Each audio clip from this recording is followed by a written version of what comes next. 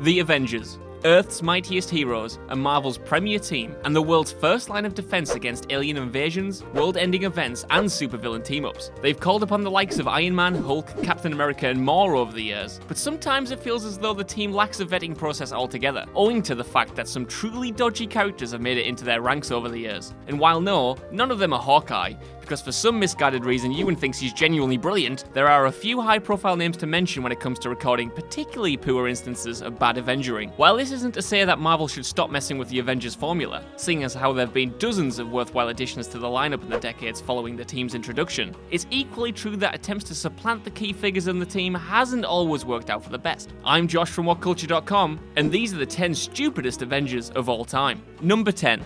Stingray. Aquaman and Namor might get a bad rap for their aquatic powers, but they're both a damn sight better than Stingray. An oceanographer who comes across Namor in 1967, Walter Newell is about as bizarre as it gets when it comes to the superhero genre, if the red and white wing getup didn't scream that loudly enough already. The Ray, equipped with a fancy suit that lets him glide around along with other equally dismal abilities, can also travel really quickly underwater and yeah, that's about it. He doesn't really do much else during his time with the team than this. Tony Stark accuses him of using Stark technology to make his suit, which leads to Iron Man's temporary dismissal from the group for a few issues. There are worse things to lose your Avengers membership over, I suppose. Actually, I don't think there is. Number 9.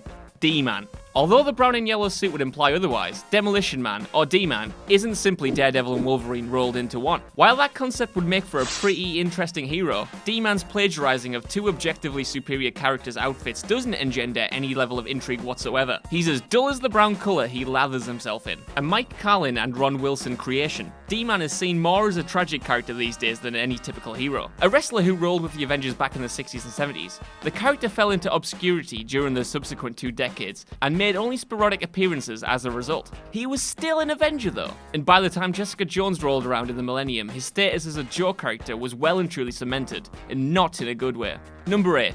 Rage. Although the premise behind Rage isn't all that bad, it's fair to say that his time on the Avengers roster was something to forget. A child left forever changed by a tragic accident, Elvin Darrell Halliday undergoes an accelerated aging process, irreversibly changing him into an adult with the powers of super strength, speed, and durability. He obviously forgot to mention that he was only a teenager though, as the Avengers accepted him into the team only after his 2nd or 3rd appearance as a crime fighter. When Cap does find out that Rage isn't as old as he purports to be, he boots him off the team entirely and places him on the Avengers youth squad. While he'd take time to adjust, Halliday would eventually mature into a well-rounded superhero, one with a destiny to carve away from Earth's mightiest heroes. That doesn't detract from the fact that he was a pretty poor Avenger though, and while he's since gone on to pastures new, that period where he was on the team doesn't make for good reading. Number 7. Teen Tony Stark. Comics fans won't need reminding of how traumatic a period the 90s was for the medium, but it's Marvel in particular who suffered the worst. An era of Liefeldian proportions where everything was cooler, edgier, and quite frankly terrible. Marvel were throwing everything at their readers in the hopes that at least one thing would stick. This was well and truly exemplified in Avengers: The Crossing, a book which revealed that Tony Stark, the Iron Man we all know and lovingly tolerate, had been a double agent of Kang's all along. Tony's loyalty was displaced by the villain's penchant for brainwashing, so the Avengers, devising a particularly convoluted scheme, decided to go back in time and bring the pre-indoctrinated Tony into the present. Shenanigans obviously ensued, and the older Stark actually died, leaving the young Tony to take up the reins as the main Iron Man in the comics for a good while. He wasn't the real deal though, and with readers having to suffer through yet another painful event and onslaught in order to get the old Stark back, it's one nobody is in a rush to remember. Number 6. Thunderstrike. Of all the Norse-like beings to have set up shop at Avengers Tower, Thunderstrike is undoubtedly the worst. A pale imitation of the actual God of Thunder, Eric Masterson took over as the team's Thor, of sorts, during Tom DeFalco's reign as Marvel's editor-in-chief. He was a main Avenger during this period, utilizing a mace as his weapon of choice and sporting a fairly ridiculous leather jacket ponytail combo at the same time. It's no surprise then that these questionable fashion choices were a spot-on indicator of his value, as Masterson ultimately wound up doing little while on the team, proving to be more of a superfluous addition to the roster rather than anything else. It's little wonder then that when Odinson racked up again properly, that Thunderstrike was unceremoniously binned post-haste. Number 5. Sentry.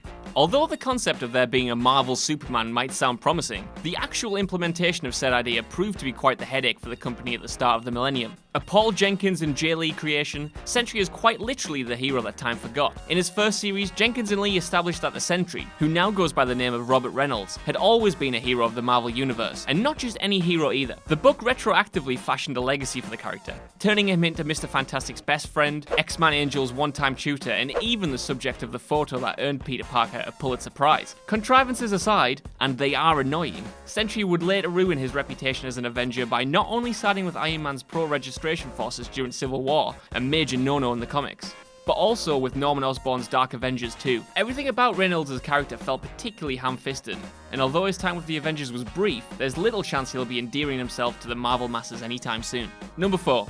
Deathcry. Okay, it's getting a little silly now. What is it with the 90s and introducing truly terrible Avengers? Created by Fred Van Lent and Tom Grummett, Deathcry, much like Sentry, had the potential to be a genuinely interesting Avenger. Upon the orders of Lilandra, the Empress of the Shi'ar Empire, Deathcry is sent to join the Avengers as a liaison officer should the Kree, the invading alien force at the time, ever return to Earth. Ultimately, however, she did very little to live up to her origin, giving a dreadful name that again could only have been conceptualized in the 90s, as well as an equally dreadful outfit. Deathcry did little on the team apart from confide in Vision and Hercules from time to time, and soon left after her initial introduction. Lilandra's former warrior would later perish and then return in 2011's Chaos War storyline, but is yet to mount a comic book comeback. Maybe for the best. Number 3.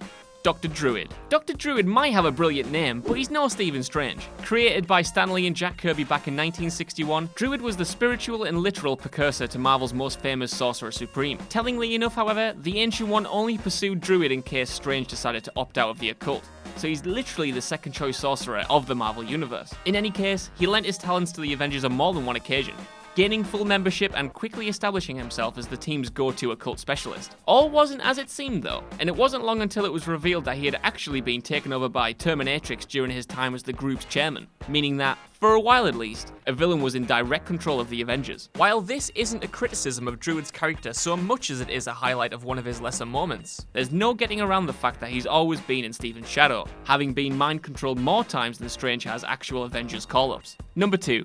Red Hulk. Red Hulk pretty much epitomizes everything that's gone wrong with the Hulk's comics this past decade, so of course he found a way onto the Avengers in the January of 2011. Created by Jeff Loeb and Ed McGuinness, this newer, redder Hulk was actually an alteration of General Thunderbolt Ross, a character who, for a long period of time at least, was one of Bruce Banner's most formidable adversaries. Billed as a hero who had the strength of the Hulk with the tactical capabilities of a military leader, Rulk, as he was affectionately dubbed by some people probably, carved out a role on the Avengers for 2 years before shifting across to the Thunderbolts. Despite being able to boast a relatively long tenure on the team, however, Rulk did little else other than throw around muscle and serve as the group's edgier, generic Hulk brand replacement. Ross has now departed the red motif thankfully, but the Rulk persona still persists with Robert Maverick, who is yet to receive his Avengers call-up. Number 1. US Agent. On a purely visual level, US Agent looks top. Sporting a black, white and red rendition of the classic Cap garb, John F. Walker took over as the main Captain America from issue 333 onwards, filling in for Steve, who'd withdrawn from the role in light of the government's attempt to bring him in line with the Commission on Superhuman Activities. Walker, unlike Rogers, had no such qualms. Ideologically dogmatic and the kind of patriot no one would want to celebrate, he stepped up when the government asked him to and immediately began to carve out his own persona as Cap, going so far as to abandon the identity altogether and become a new hero called US Agent. Prior to this shift, Walker killed several villains and was placed under great psychological strain as his new responsibilities began to mount. Sensing that maybe, they might have messed up, the government convinced Steve to return and take over the mantle once more, shifting Walker off to a new identity to do their dirty work as and when they need. Later issues would see the character set up shop at the West Coast Avengers, taking a leading role on the team during the Infinity War saga before partaking in various other Avengers-related escapades later on. He's quite the thug though, and while he's more respected today than he was when he was first introduced, there's no denying that this Cap, unlike Bucky, Sam and the rest, is a poor imitation of the original. So that's our list. If you know of any former Avengers even more embarrassing than this sorry lot, then let me know in the comments section below. And why not head back to whatculture.com for even more news and articles like this every single day. I've been Josh, and I'll see you soon.